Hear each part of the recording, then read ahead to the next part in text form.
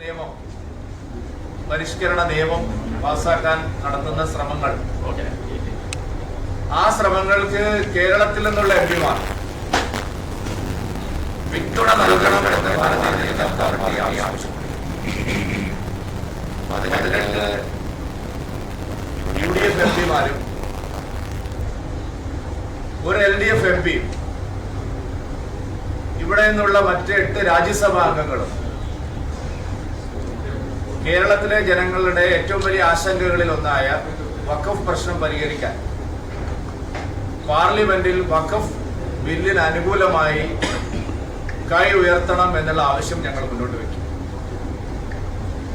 കാരണം ഇത് കേവലം ഒരു മുനമ്പത്തെ മാത്രം പ്രശ്നമല്ല. കേരളത്തിൽ പലയിടത്തും ആളുകൾക്ക് വഖഫ് ബോർഡിന്റെ നോട്ടീസ് ഇതിനോടകം ലഭിച്ചു കഴിഞ്ഞു. ഇനിയും പല പ്രദേശങ്ങളും ആശങ്കയിലാണ്, കുടിയിറക്ക ഭീഷണിയിലാണ്. വഖഫ് ബോർഡിൻ്റെത് ഒരു വലിയ അധിനിവേശമാണ്. ആർക്ക് വേണമെങ്കിലും എവിടെ വേണമെങ്കിലും വഖഫ് ഭൂമിയായി പ്രഖ്യാപിക്കാൻ കഴിയുന്ന നിയമപരിഷ്കാരങ്ങളാണ് UPA ഗവൺമെന്റിന്റെ കാലത്ത് ഇവിടെ ഉണ്ടായത്. അതിനെ മറികടക്കാനാണ് കേന്ദ്ര സർക്കാർ പാർലമെന്റിൽ വഖഫ് നിയമം പരിഷ്കരിക്കാൻ തീരുമാനിച്ചത്. ഇന്ന് രാവിലെ KC വേണുഗോപാലിൻ്റെതായിട്ടുള്ള ഒരു വാർത്ത കണ്ടു. ശരിയാണോ എന്ന് ഉറപ്പില്ല. ചില മാധ്യമങ്ങൾ റിപ്പോർട്ട് ചെയ്തിരിക്കുന്നു. ആവശ്യമായ ഭേദഗതികൾ വരുത്തിയാൽ വഖഫ് നിയമത്തെ പിന്തുണയ്ക്കണം. അത് വൈകി വന്ന വിവേകമാണെങ്കിലും കേരളത്തിൽ നിന്നുള്ള എല്ലാ എംപിമാരും ഈ വിഷയത്തിൽ പോസിറ്റീവായിട്ടുള്ള സകാരാത്മകമായ ഒരു നിലപാട് സ്വീകരിക്കണം എന്നാണ് ഞങ്ങളുടെ ആവശ്യം. കേരളത്തിലെ ക്രൈസ്തവ സഭകൾ എല്ലാം തന്നെ ഇതിനോടകം ഈ വിഷയത്തിൽ അവരുടെ അഭിപ്രായം പറഞ്ഞു കഴിഞ്ഞിട്ടുണ്ട്. വലിയ സമരമാണ് മുനമ്പത്ത് നടന്നുകൊണ്ടിരിക്കുന്നത്. സമരം മറ്റ് സ്ഥലങ്ങളിലേക്ക് വ്യാപിക്കാൻ പോകുകയാണ്. വലിയ തോതിലുള്ള ആശങ്ക വിവിധ ജനവിഭാഗങ്ങൾക്കിടയിൽ ഉണ്ടായിട്ടുണ്ട്. അതുകൊണ്ട് കേരളത്തിൽ നിന്നുള്ള എംപിമാർ ഈ ആശങ്കയോടൊപ്പം നിൽക്കണം, കുടിയൊഴിപ്പിക്കപ്പെടുന്നവരോടൊപ്പം നിൽക്കണം എന്ന് ഞങ്ങൾ ആവശ്യപ്പെടുകയാണ്. ഈ ആവശ്യത്തിന് കേരളത്തിലെ എംപിമാർ തയ്യാറാവുമോ എന്നുള്ള ചോദ്യമാണ് ഞങ്ങൾ ചോദിക്കുന്നത്. അവരതിന് തയ്യാറാവുന്നില്ലെങ്കിൽ എംപിമാർക്കെതിരായിട്ടുള്ള പ്രക്ഷോഭങ്ങൾ സംഘടിപ്പിക്കാൻ ഞങ്ങൾ ആലോചിക്കും. കേരളത്തിലെ 19 എംപിമാരെയും മറ്റ് രാജ്യസഭാ അംഗങ്ങളെയും കേന്ദ്രീകരിച്ചുകൊണ്ട് അവരുടെ ഓഫീസുകളിലേക്ക്, ഔദ്യോഗിക വസതികളിലേക്ക് പ്രതിഷേധം സംഘടിപ്പിക്കാൻ ഞങ്ങൾ തീരുമാനിക്കും. മറ്റൊന്ന് ഞങ്ങൾ പ്രധാനമായും മുന്നോട്ട് വയ്ക്കുന്ന ഒരു ആവശ്യം, കേരള നിയമസഭ പാസാക്കിയ ഐകകണ്ഠേനയുള്ള പ്രമേയം പിൻവലിക്കണം. വഖഫ് നിയമ പരിഷ്കാരത്തിനെതിരായി കേരള നിയമസഭ പാസാക്കിയ പ്രമേയം പിൻവലിക്കണമെന്ന് ഞങ്ങൾ ആവശ്യപ്പെടുകയാണ്.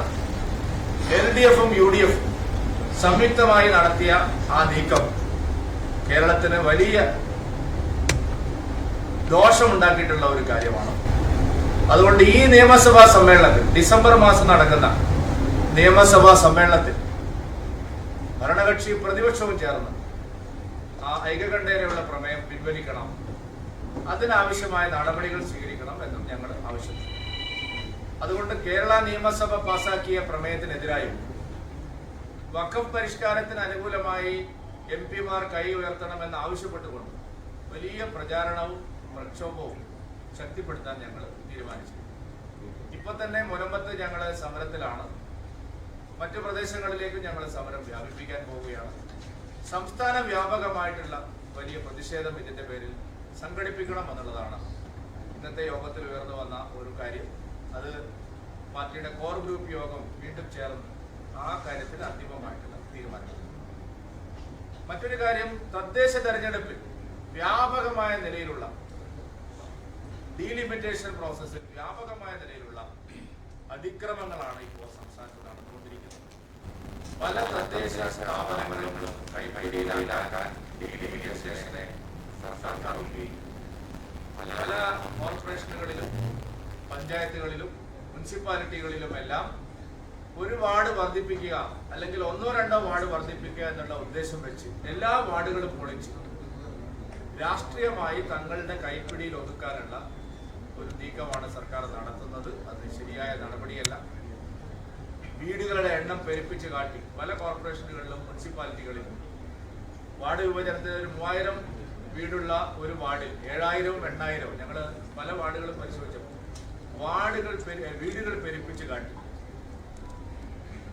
അവിടെയെല്ലാം വാർഡ് വിഭജനം കൃത്രിമമായി CPM-ന് അനുകൂലമാക്കി മാറ്റാനുള്ള നീക്കമാണ് നടക്കുന്നത്. അത് ജില്ലാ ഭരണകൂടങ്ങളുടെയും സംസ്ഥാന ഗവൺമെന്റിന്റെയും ഒക്കെ സഹായത്തോടു കൂടി വളരെ ആസൂത്രിതമായി നീക്കം നടക്കുകയാണ്. അതിനെതിരായിട്ടുള്ള രാഷ്ട്രീയവും നിയമപരവുമായിട്ട് നടപടികളിലേക്ക് കടക്കണം എന്നാണ് ഞങ്ങൾ തീരുമാനിച്ചിരിക്കുന്നത്. UDF ഇക്കാര്യത്തിൽ പലയിടത്തും LDF-ഉമായി ചേർന്ന് ഒരു മൗനം പാലിക്കുന്ന സമീപനമാണ് സ്വീകരിച്ചിരുന്നത്. VD സതീശൻ ഇക്കാര്യത്തെക്കുറിച്ച് ഇതുവരെ ഒന്നും പറഞ്ഞ് കേട്ടതായി കണ്ടില്ല. പല കോർപ്പറേഷനുകളിലും ഒരു സീക്രട്ട് അണ്ടർസ്റ്റാൻഡിംഗ്, ഒരു രഹസ്യധാരണ UDF-ഉം LDF-ഉം തമ്മിൽ ഉണ്ടാക്കിയിട്ടുണ്ട്. അത് CPM-നെ സംബന്ധിച്ചിടത്തോളം ഇപ്പോൾ ഉയർന്നു വന്നിട്ടുള്ള ഭരണവിരുദ്ധ വികാരവും നഷ്ടപ്പെട്ട ജനപിന്തുണയും തദ്ദേശ തെരഞ്ഞെടുപ്പിനെ വെച്ച് തിരിച്ചു പിടിക്കാനുള്ള ഒരു നിയമവിരുദ്ധമായിട്ടുള്ള പ്രവൃത്തിയിലാണ് ഏർപ്പെട്ടിരിക്കുന്നത്. അതിനെതിരായിട്ട് ഞങ്ങൾ ശക്തമായിട്ടുള്ള പ്രചാരണവും നിയമ നടപടികളുമായിട്ട് മുമ്പോട്ട് പോകാനാണ് തീരുമാനിച്ചത്. മറ്റൊരു കാര്യം ഇന്ന് ചർച്ച ചെയ്തത് പാർട്ടി സംഘടനാ തെരഞ്ഞെടുപ്പുകളെ സംബന്ധിച്ച് ബൂത്ത് തലം മുതൽ ഉള്ള സംഘടനാ പുനഃക്രമീകരണത്തെ സംബന്ധിച്ചുള്ള കരട് ഇന്നത്തെ യോഗത്തിൽ അവതരിപ്പിച്ചു. നിയമസഭാ ഉപതെരഞ്ഞെടുപ്പുകൾ കാരണം നീട്ടിവെക്കേണ്ടി വന്ന മെമ്പർഷിപ്പ് പ്രവർത്തനം കൂടുതൽ ഊർജിതമാക്കാനും സജീവാംഗത്വ വിതരണം കൂടുതൽ കാര്യക്ഷമമാക്കാനും ഇന്നത്തെ യോഗം തീരുമാനിച്ചു. എല്ലാ ജില്ലകളിലും ഭരണാധികാരിമാരെ നിശ്ചയിച്ചു. സംഘടനാ തെരഞ്ഞെടുപ്പിന്റെ പുനഃസംഘടനയുടെ മേൽനോട്ടം വഹിക്കാൻ ദേശീയ തലത്തിൽ നിന്നും സംസ്ഥാന തലത്തിൽ നിന്നും എല്ലാ സംവിധാനങ്ങളും ഒരുക്കിയിട്ടുണ്ട്. ഡിസംബർ മാസം അവസാനത്തോടുകൂടി മണ്ഡലം തലം വരെയുള്ള പുനഃസംഘടന പൂർത്തീകരിക്കണമെന്നാണ് നിശ്ചയിച്ചിരിക്കുന്നത്. ജനുവരി ഫെബ്രുവരി മാസങ്ങളിലായിട്ട് ജില്ലാ സംസ്ഥാന പുനഃസംഘടനകളും നടത്താനാണ് തീരുമാനിച്ചത്.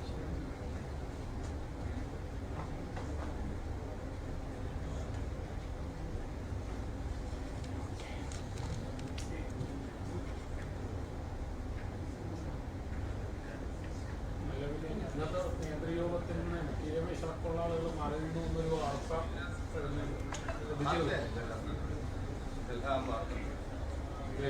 ആരാണ് വിശ്വസിക്കുന്നത്? കേരളത്തിൽ ആരെങ്കിലും നിങ്ങൾ കൊടുക്കുന്ന വാർത്ത വിശ്വസിക്കുന്നു? ഉപതെരഞ്ഞെടുപ്പുമായി ബന്ധപ്പെട്ട വിഷയങ്ങൾ ഇന്ന് ചർച്ച ചെയ്തില്ല. കാരണം ഉപതെരഞ്ഞെടുപ്പുകൾ നടന്ന മണ്ഡലങ്ങളിൽ നിന്ന് റിപ്പോർട്ടുകൾ നമുക്ക് ഇതുവരെ ലഭിച്ചിട്ടില്ല. കാരണം വയനാട് ലോക്സഭയിലാണെങ്കിൽ 1300 ലിസ്റ്റുകളിൽ നിന്ന് റിപ്പോർട്ടുകൾ വരണം.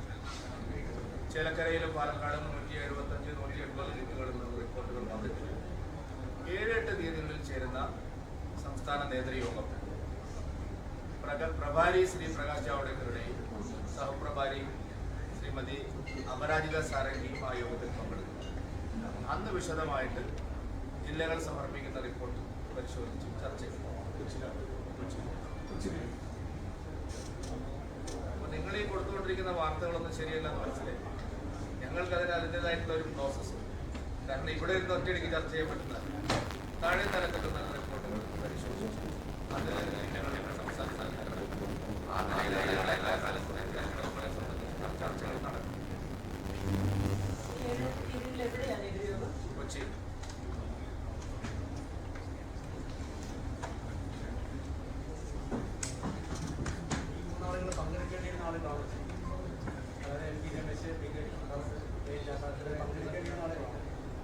ഇന്നത്തെ യോഗത്തിൽ 14 പേർ വന്നു. എല്ലാ യോഗങ്ങളിലും ഒരു 5% ആൾക്കാർ വരില്ല. നിങ്ങളുടെ പത്രപ്രവർത്തക യൂണിയന്റെ സമ്മേളനങ്ങളിൽ 100% ആൾക്കാർ വരും. രാജ്യത്തെ ഏതെങ്കിലും ഒരു പ്രസ്ഥാനത്തിന്റെ യോഗങ്ങളിൽ 100% ആൾക്കാർ വരും. പാർലമെന്റ് നടക്കുമ്പോൾ പോലും 100% ആൾക്കാർ വരും. അപ്പൊ നിങ്ങൾ ഇത്തരത്തിലുള്ള വാർത്തകൾ കൊടുത്ത് നിങ്ങൾക്കൊരു മടുപ്പ് വരുന്നില്ല. എന്താ നിങ്ങൾ രാവിലെ പോലെ കൊടുത്തത്? 3 ദിവസമായിട്ട് കൊടുത്തു. നിങ്ങൾ കൊടുക്കുന്നതിന് എനിക്ക് വിരോധമില്ല. പക്ഷെ ആ കൊടുക്കുന്നതിന് എന്തെങ്കിലും സത്യസന്ധത വേണ്ടേ? നിങ്ങൾ എന്താ പറഞ്ഞത്? 3 ദിവസമായിട്ട് നേതൃമാറ്റം അങ്ങനെ ആരാണ് ആഞ്ഞടിച്ചു? ഓരോ സമയം കഴിയുമ്പോൾ നിങ്ങൾ വിഷയങ്ങൾ മാറ്റണം. അതൊരു മീഡിയ എത്തിക്സിന് നല്ലതാണെന്ന് നിങ്ങൾ കേസ് ഇതില് പ്രധാനമായിട്ടും പാലക്കാട്ടെ പരാതിയുമായിട്ട് ബന്ധപ്പെട്ട ഒരു പരസ്യ വിമർശനം സ്ഥാനാർത്ഥി പാലിച്ചൊന്നായിരുന്നു പറഞ്ഞത്. ഒന്ന് നിങ്ങളുടെ ദേശീയ നിർവാഹക സമിതി അംഗമാണ്, ഒന്ന് നിങ്ങൾ ഭരിക്കുന്ന മുനിസിപ്പാലിറ്റി ചെയർപേഴ്സൺ ആണ്. ദേശീയ നിർവാഹക സമിതി അത് അദ്ദേഹം ഒരു മുതിർന്ന നേതാവാണെന്നുള്ളത് ആരാണ് ദേശീയ നിർവാഹക സമിതി? ദേശീയ നിർവാഹം 2-3 ആൾക്കാർ ആദ്യം അതെങ്കിലും ശ്യാമേ BJP കേരളത്തിൽ നിന്ന് എത്ര ദേശീയ നിർവാഹക സമിതിയാണ്? ഇതൊക്കെ പരിശോധിച്ചിട്ട് വേണം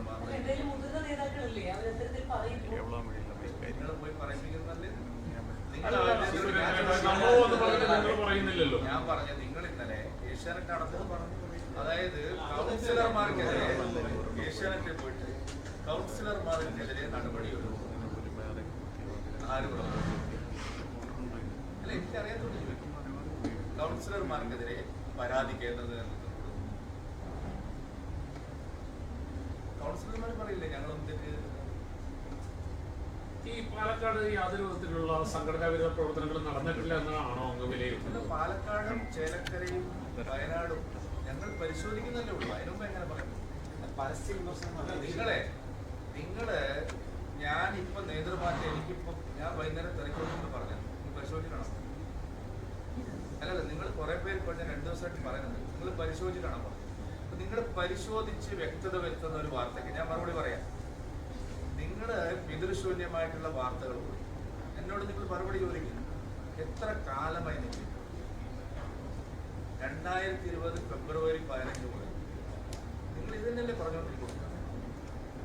അപ്പൊ നിങ്ങൾ കൊടുക്കുന്ന വാർത്തയ്ക്ക് എന്താ ആധികാരികതയാണുള്ളത്? ആരാണ് നിങ്ങളെ നയിക്കുന്നത്?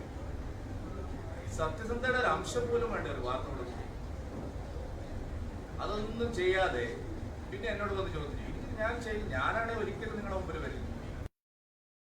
നിങ്ങൾക്ക് എങ്ങനെയാണ് എന്റെ മുമ്പിൽ വന്നിരിക്കാൻ പറ്റും? അല്ല, ഞങ്ങളുടെ മുമ്പിൽ വന്നിരിക്കാൻ പറ്റും? അല്ല, ഞാൻ അറിയത്തുള്ളൂ. ഇത്രയും പച്ച കള്ളങ്ങൾ നിങ്ങൾ കൊടുത്തിട്ടുണ്ട്. നിങ്ങൾക്ക് എങ്ങനെ വന്ന് ഒരു നാണവും ഇല്ലാതെ ഇങ്ങനെ ഇരിക്കാൻ കഴിയും? ഈ സംഘടന സംവിധാനം കൃത്യമായിട്ടാണ് പാലക്കാട്. അതൊക്കെ ഞങ്ങൾ നോക്കിക്കോളാം. സംഘടനയെ നോക്കാനല്ലേ എന്നെ ഏൽപ്പിച്ചിരിക്കുന്നത്. നിങ്ങളെ നിങ്ങളെ ഏൽപ്പിച്ചിട്ടുണ്ട്. ഞങ്ങൾ നോക്കിക്കോളാം. നിങ്ങൾ വെറുതെ ആവശ്യമില്ലാത്ത കാര്യങ്ങളിൽ എന്തിനാണ് ഇടപെടുന്നത്? സംസ്ഥാന നേതൃത്വത്തെ മാറ്റിയിട്ട് നിങ്ങൾക്ക് എന്താ നിങ്ങളോട് ആരും പറഞ്ഞു? വലിയ പ്രശ്നമുണ്ടോ? പ്രശ്നം ഞാൻ ചോദിച്ചത് താങ്കളെ പോലുള്ള ആൾക്കാരെ വിടുവായത്തം കേട്ടിട്ട് നടപടിയെടുക്കാനുള്ള പാർട്ടി അതെന്തേലും ആയിക്കോട്ടെ. പാർട്ടി സംഘടന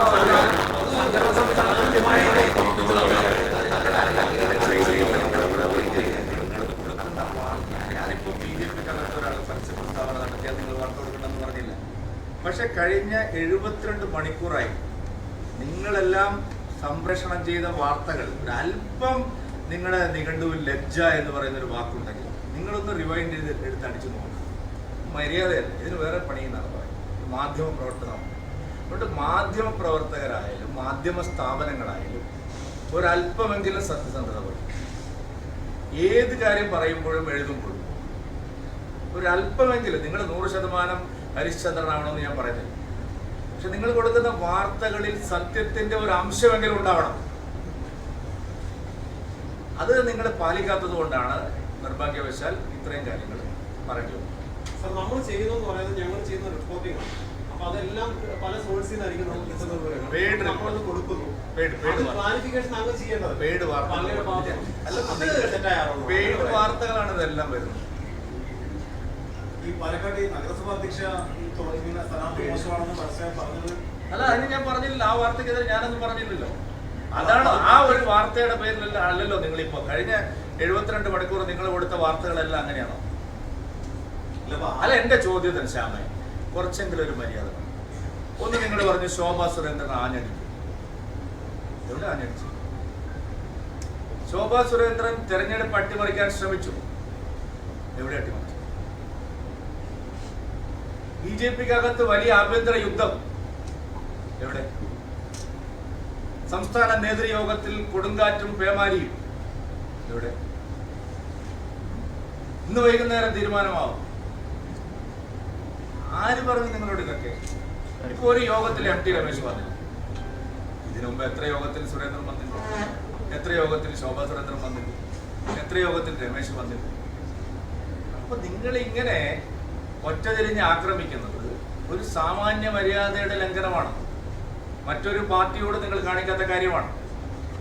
ഗോവിന്ദനോട് നിങ്ങൾ പോയിട്ട് ചോദിക്കുക, അല്ല ഇന്ന് വൈകുന്നേരം മാറും. എൻ്റെ ഒരു ചോദ്യം, MP ഗോവിന്ദനോട് നിങ്ങൾ ആരെങ്കിലും പോയിട്ട് ഇന്ന് വൈകുന്നേരം നിങ്ങൾ മാറുമെന്ന് ചോദിക്കുക. എൻ്റെ മുമ്പിൽ വന്ന് നിങ്ങൾ എത്ര തവണ ചോദിച്ചു? അത് എത്തിക്സിൽ കയറുന്നതാണോ? സുധാകരനോട് നിങ്ങൾ പോയിട്ട് ചോദിക്കുക, ഇതല്ല ഇന്ന് വൈകുന്നേരം ചേട്ടൻ മാറും. അപ്പൊ ഇതൊരു മാധ്യമ സദാചാരമല്ല. ശോഭാ സുരേന്ദ്രൻ ജയസാധ്യതയെ അട്ടിമറിച്ചു. ശോഭയ്ക്കെതിരെ കെ സുരേന്ദ്രൻ, ശോഭയും ഒപ്പമുള്ളവരും ചേർന്ന് വോട്ട് മറിച്ചു. കേന്ദ്ര നേതൃത്വത്തെ ഒരു ഉത്തരവാദപ്പെട്ട മാധ്യമം കൊടുത്തതാണ്. ഇതിന്റെ സോഴ്സ് എന്താ? കാരണം ഇതിനെ മാധ്യമ പ്രവർത്തനം എന്ന് പറയാൻ പറ്റില്ല.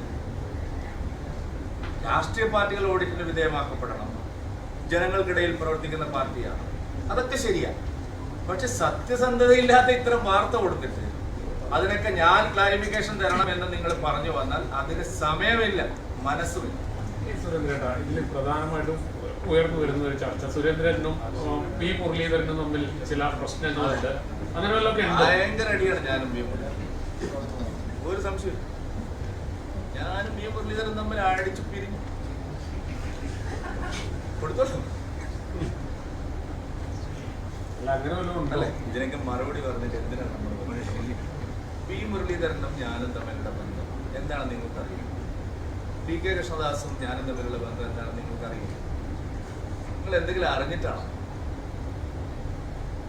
നിങ്ങളൊരു വാർത്ത, ഒരു കള്ള വാർത്ത കൊടുത്തുമ്പോഴേക്ക് ഞങ്ങൾ അടിച്ചു പിരിയാനാണെങ്കിൽ മുരളീധരൻ വലിയ കരുക്കൾ നീക്കുന്നു. ഏത് 15 കൊല്ലം മുമ്പ് ഈ സ്ഥാനത്തിരുന്ന് പോയി കേന്ദ്രത്തിലെ ഏറ്റവും പ്രമുഖനായിട്ടുള്ള നേതാവായിട്ടുള്ള മുരളീധരൻ ഇപ്പോൾ ചരടുവലികൾ നടത്തുന്നു. എന്താണ്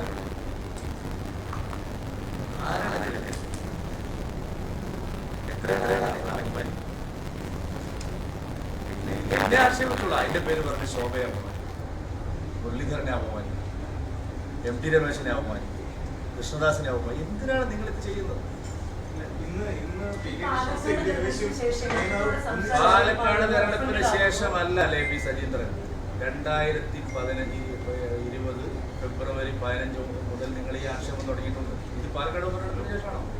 ചേട്ടാ, പാലക്കാട് ജയിക്കാനുള്ള സാഹചര്യം ഉണ്ടായിരുന്നു പാർട്ടിക്ക്. സ്വാഭാവികമായിട്ട് ചേട്ടനൊരു വിലയിരുത്തൽ നടത്താമല്ലോ. അല്ല, ജയിക്കാനുള്ള സാഹചര്യം ഉണ്ടായിരുന്നു. 7 തീയതി കഴിഞ്ഞിട്ട് ഞാൻ പറഞ്ഞ പോലെ ഞങ്ങൾ വിലയിരുത്താത്ത കാര്യം ഇന്ന് എനിക്ക് പറയാൻ പറ്റുമോ? ഇന്നത്തെ മീറ്റിംഗിൽ ഞാൻ പറഞ്ഞല്ലോ 14 പേര് വന്നിട്ടില്ല. അല്ല, അവരെ 3 പേരെ മാത്രം എന്തിനാണ് നിങ്ങൾ ഒരു ഗ്രൂപ്പിന്റെ ഭാഗമായി പാർട്ടിയുടെ ഗ്രൂപ്പ് ഉണ്ടോ? അവർക്ക് ഒരു ഗ്രൂപ്പും ഇല്ല. അവരാരും ഗ്രൂപ്പിന്റെ ഭാഗമാണ്. അപ്പോഴും നിങ്ങൾ ആക്ഷേപിക്കുകയാണ്. അതായത് MT രമേശും കൃഷ്ണദാസും AN രാധാകൃഷ്ണനും ഒരു ഗ്രൂപ്പാണെന്ന് നിങ്ങൾ ആക്ഷേപിക്കുകയാണ്.